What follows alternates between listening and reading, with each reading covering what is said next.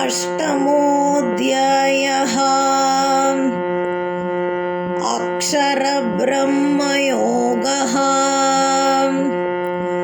अर्जुन उवाच किं तद्ब्रह्म किमध्यात्मं किं कर्म पुरुषोत्तम अधिभूतं च किं प्रोक्तम् अधिदैवं किमुच्यते आदियज्ञः कथं कोऽत्र देहेऽस्मिन् मधुसूदन प्रयाणकाले च कथं ज्ञेयोऽसि नियतात्मभिः। श्रीभगवानुवाच अक्षरं ब्रह्म परमं स्वभावोऽध्यात्ममुच्यते भूतभावोद्भवकरो विसर्गः कर्मसंज्ञितः अधिभूतं क्षरो भावः पुरुषश्चादिदैवतम् अधियज्ञोऽहमेवात्र देहे देहभृता वर अन्तकाले च मामेव स्मरन् मुक्त्वा कलेवरम् यः प्रयाति समद्भावं याति नास्त्यत्र संशयः यं यं वापि स्मरन् भावं त्यजत्यन्ते कलेवरम् तं तमेवैति कौन्तेय सदा तद्भावभावितः तस्मात् सर्वेषु कालेषु मामनुस्मरयुध्य च मय्यर्पितमनो बुद्धिर्मामे वैश्यस्य संशयः अभ्यासयोगयुक्तेन चेतसा नान्यगामिना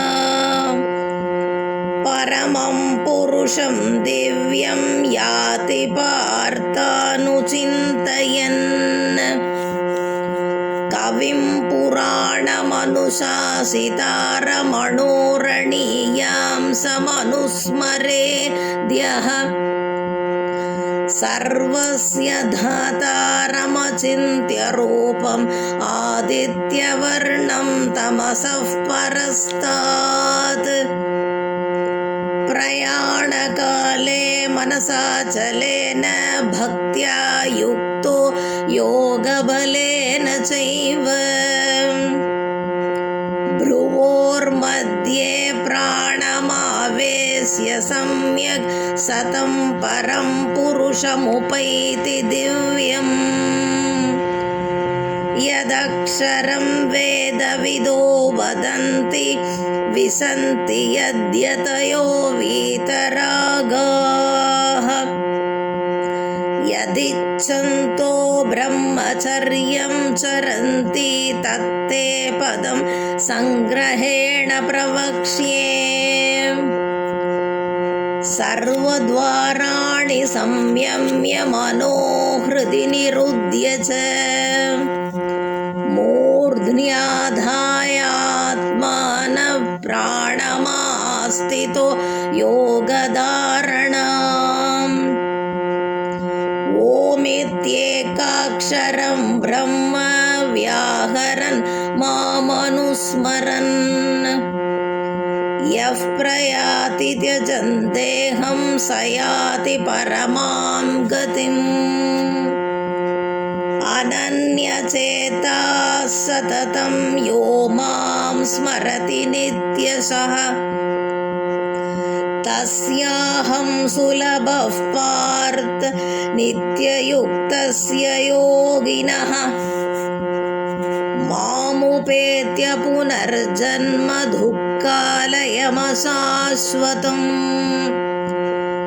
नाप्नुवन्ति महात्मानः संसिद्धिं परमां गताः ब्रह्मभुवनाल्लोकाः पुनरावर्तिनोऽर्जुन मामुपेत्य तु कौन्तेय पुनर्जन्म न विद्यते सहस्रयुगपर्यन्तमहर्यद् ब्रह्मणो विदुः रात्रिं युगसहस्रान्तां ते होरात्रविदो जनाः अव्यक्ताद्व्यक्तयः सर्वाः प्रभवन्त्यघरागमे रात्र्यागमे प्रलीयन्ते तत्रैवाव्यक्तसंज्ञके भूतग्रामः स एवायं भूत्वा भूत्वा प्रलीयते रात्र्यागमे वसः पार्थ प्रभवत्यघरागमे परस्तस्मात्तु भावोऽन्यो व्यक्तो व्यक्ता सनातनः यस्य सर्वेषु भूतेषु नश्यत्सु न विनश्यति पुरुषः स परः पार्थ भक्त्या लभ्यस्त्वनन्यया यस्यान्तस्तानि भूतानि येन सर्वमिदं ततम् यत्र काले त्वनावृत्तिम् आवृत्तिं चैव योगिनः प्रयाता यान्ति तं कालं वक्ष्यामि भरतर्षभ अग्निर्ज्योतिरः शुक्लः षण्मासा उत्तरायणम् तत्र प्रयाता गच्छन्ति ब्रह्मविदो जनाः धूमो रात्रिस्तथा कृष्णः षण्मासा दक्षिणायनम् तत्र सान्द्रमसं ज्योतिर्योगी प्राप्य निवर्तते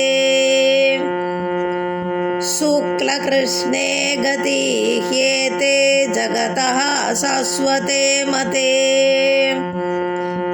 एकया यात्यनावृत्तिमन्यया वर्तते पुनः नैते श्रुति पार्थ जानन् योगी मुह्यति कश्चन तस्मात् सर्वेषु कालेषु योगयुक्तो भवार्जुन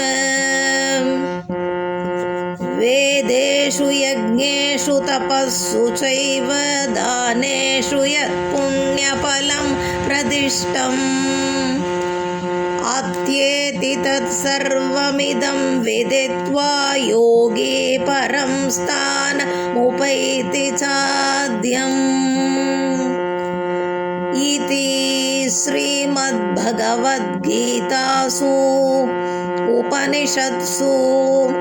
ब्रह्मविद्यायां योगशास्त्रे